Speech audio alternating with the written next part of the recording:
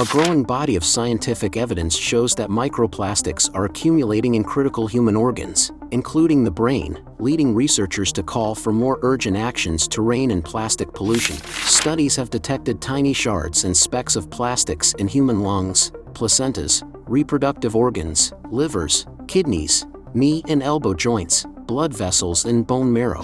The health hazards of microplastics within the human body are not yet well known. Recent studies are just beginning to suggest they could increase the risk of various conditions such as oxidative stress, which can lead to cell damage and inflammation, as well as cardiovascular disease.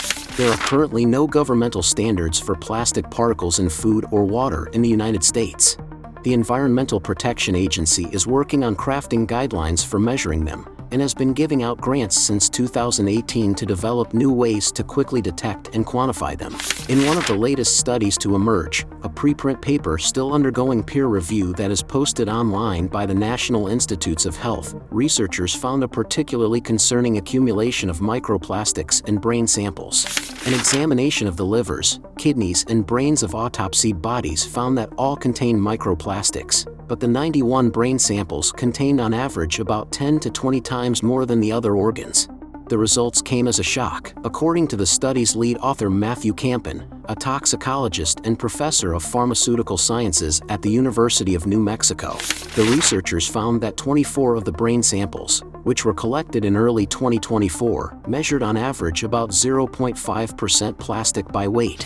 The study describes the brain as one of the most plastic-polluted tissues yet sampled. The paper also found the quantity of microplastics in brain samples from 2024 was about 50% higher from the total in samples that date to 2016, suggesting the concentration of microplastics found in human brains is rising at a similar rate to that found in the environment.